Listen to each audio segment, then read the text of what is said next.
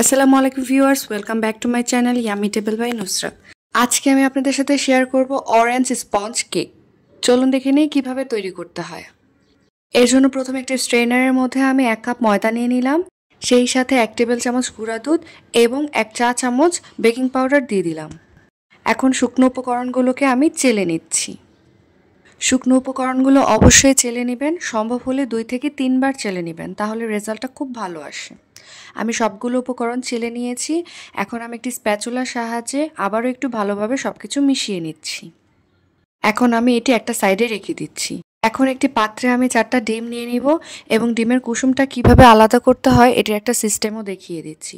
আমার আরও ভিডিও আছে, ওখানেও আমি দেখিয়েছি কিভাবে কুসুম আলাদা করতে হয়। যার যেভাবে সুবিধা হবে আপনারা সেভাবে আলাদা করে নেবেন। আমি এখানে 4টা ডিম নিয়ে হলুদ অংশটা আলাদা করে এখন সাদা অংশটা বিট করে নিচ্ছি। মোটামুটি একটু ফেনা ফেনা হয়ে আসার পর এখানে আমি 1 কাপ চিনি অ্যাড করব। চিনিটা আমি একবারে দিব না, অল্প অল্প করে অ্যাড করব এবং চিনিটা আমি ব্লেন্ডারে গুঁড়ো করে নিয়েছি, কারণ চিনিটা মেল্ট হয়ে যাওয়া খুবই ইম্পর্টেন্ট। চিনিটা যদি মেল্ট না হয় আপনার কেকটা কখনোই সফট হবে না এবং কখনোই সেটা ফুলবে না, একটু হার্ড হয়ে থাকবে। ডিমের ফোমি ফোমি ভাব হয়ে আসা পর্যন্ত আমি বিট করতে থাকবো। এই বিটটা আপনার আনুমানিক 4 থেকে 5 মিনিট সময় লাগতে পারে, তাই ধৈর্য ধরে বিট করে যেতে হবে। ডিমটা বিট করার জন্য একটু উঁচু গর্ত টাইপের বাটি নিলে সবচেয়ে বেটার হয়, তাহলে বিট করতে ইজি হয় এবং চারদিকে ছড়িয়ে ছিটিয়ে যায় না।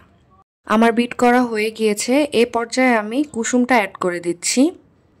কুসুমটা অ্যাড করে আমি বেশিক্ষণ বিট করব না, 1 থেকে 2 মিনিটের জন্য বিট করে নিব। কারণ কুসুমটা দেওয়ার পর যদি আপনারা ওভার বিট করে ফেলেন তাহলে ডিমের ফোমটা বসে যায় এবং ডিমের মেরাংটা নষ্ট হয়ে যায়। তাই চেষ্টা করবেন 1 মিনিটের বেশি বিট না করতে। যেহেতু আমি অরেঞ্জ কেক বানাবো তাই এখানে আমি 1/2 চা চামচ অরেঞ্জ ইমালশন অ্যাড করে দিলাম। চাইলে এখানে আপনার ভ্যানিলা এসেন্সটাও 1/2 চামচ দিয়ে নিতে পারবেন। আমি আবারও 10 থেকে 15 সেকেন্ডের মতো বিট করে নিচ্ছি। এখন আমি শুকনো উপকরণগুলো আস্তে আস্তে করে মিক্স করে নিব। সবটা একসাথে দেওয়ার চেষ্টা করবেন না, অল্প অল্প করে দিয়ে আস্তে আস্তে ফোল্ডিং মেথডে মিক্স করে নেবেন। এই কাজটা খুব আস্তে আস্তে করতে হবে। যদি এই কাজটা তাড়াহুড়া করে করতে চান তখন ডিমের ফোমটা নষ্ট হয়ে যাবে, ডিমের মেরাংটা নষ্ট হয়ে যাবে, তখন আপনার কেক আর ফুলবেও না, সফটও হবে না। যেহেতু অরেঞ্জ কেক তৈরি করছি তাই আপনার এখানে চাইলে একটু অরেঞ্জ ফুড কালারটাও অ্যাড করে দিতে পারবেন, তবে আমি দিচ্ছি না, কারণ অরেঞ্জ ইমালশনের মধ্যে যথেষ্ট ফুড কালার দেয়া থাকে, তাতেই একটা সুন্দর কালার চলে আসে। আমার শুকনো উপকরণগুলো মিক্স করা হয়ে গিয়েছে। এখন আমি স্প্যাচুলা দিয়ে নিচ থেকে উপর দিকে টান দিয়ে দেখছি নিচে কোনো শুকনো উপকরণ রয়ে গিয়েছে কিনা, তাহলে ভালোভাবে মিক্স হয়ে যাবে। এরকম একটা থকথকে টাইপের ব্যাটার হবে। দেখুন আমি উপর থেকে ঢালার পর ভাঁজ ভাঁজ হয়ে পড়ছে, তখন বুঝতে পারবেন আপনার ব্যাটারটা হয়ে গিয়েছে। এখন একটা স্টিকের সাহায্যে আমি কেকটা একটু ফ্ল্যাপ করে দিচ্ছি। এখন এটা আমি বেক করে নিব। বেক করাটা আর আমি দেখাইনি, অন্যান্য ভিডিওতে আমার দেয়া আছে, আপনারা চাইলে ওখানে দেখে আসতে পারেন। দেখুন কেকটা কতটা সফট আর স্পঞ্জি হয়েছে এবং কতটা ফুলেছে। আমার দেয়া সবগুলো টিপস ফলো করলে আপনার কেকটাও এরকম সুন্দর স্পঞ্জি হবে। এখন আমি ক্রিমটা প্রিপেয়ার করে নিই। আজকে আমি ক্রিমটা খুব কম ইউজ করব, কারণ আমি যার জন্য বানাচ্ছি উনি ক্রিমটা কম খান। সেজন্য আমি এখানে 1 কাপ থেকে একটু কম ক্রিম নিয়েছি, অর্থাৎ 3/4 কাপের মতো নিয়েছি। এখানে আমি ক্রিমের মধ্যে 1 টেবিল চামচ গুঁড়া দুধ এবং 1/2 চা চামচ অরেঞ্জ ইমালশন অ্যাড করে দিয়েছি। এখন আমি এগুলোকে ভালো করে বিট করে নিব। বিটারের স্পিড আমি মিডিয়াম টু হাইয়ে রেখে ফার্স্ট টু লাস্ট বিট করতে থাকব। আমার চ্যানেলে ক্রিমের A to Z ভিডিও দেওয়া আছে, আপনারা চাইলে দেখে আসতে পারেন। তাহলে খুব সুন্দর পারফেক্ট ক্রিম তৈরি করতে পারবেন এবং ক্রিমটা স্টিফ হবে। আমার ক্রিমটা ইতিমধ্যে স্টিফ হয়ে গিয়েছে। এখানে আমি হোমমেড পাইপিং জেল তৈরি করেছি। আজকে রেসিপিটা দেখাচ্ছি না, কোনো একদিন দেখিয়ে দিব কিভাবে হোমমেড পাইপিং জেল তৈরি করতে হয়। এখন আমি এখানে একটা বোর্ড নিয়ে নিয়েছি। আমার কেকটা যেহেতু 8 ইঞ্চি ছিল, এখানে আমি 10 ইঞ্চির বোর্ড নিয়ে নিয়েছি এবং বোর্ডের মধ্যে একটু ক্রিম লাগিয়ে তারপর আমি কেকটা দিয়েছি।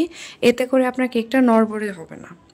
প্রথমে ক্রিমের মধ্যে আমি সুগার সিরাপ দিয়ে নিয়েছি। আমি 1/2 কাপ পানির মধ্যে 1 টেবিল চামচ চিনি অ্যাড করে সুগার সিরাপ তৈরি করে নিয়েছি। তারপর আমি সুগার সিরাপটা দেওয়ার পর লেয়ারে লেয়ারে ক্রিম অ্যাড করে দেব। আমি ক্রিমটা খুবই কম ইউজ করেছি, আপনারা দেখতেই পাচ্ছেন। আপনারা আপনার প্রয়োজন মতো ক্রিম অ্যাড করে নেবেন। চেষ্টা করবেন কেকটা ক্রাম কোটিং করে আধা ঘন্টার জন্য ফ্রিজে রেখে দেওয়ার, তাহলে আপনার পাইপিং জেলটা অ্যাড করার সময় খুব সুন্দর ব্যালেন্স হয়। যেহেতু আমি কম ক্রিম ইউজ করেছি তাই আমার 3/4 কাপ পুরোপুরি ক্রিমটা ইউজ হয়নি, আমার কিছুটা ক্রিম বেঁচে গিয়েছিল, তাই আমি বাকিটা ক্রিম আবারও ডিপ ফ্রিজে রেখে দিয়েছি।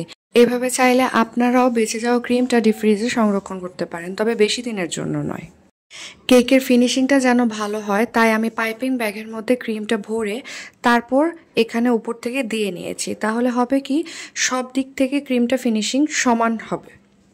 যাদের কেক ফিনিশিংটা সমান হয় না তারা এই সিস্টেমটা ফলো করতে পারেন। এখন আমি স্ক্র্যাপারের সাহায্যে ক্রিমটা ফিনিশিংটা আবারও ভালোভাবে দিয়ে নিচ্ছি। এখন আমি চারদিক থেকে পাইপিং জেলটা ড্রিপ করে দিচ্ছি। ড্রিপিং করে পাইপিং জেলটা দিলে খুবই সুন্দর লাগে।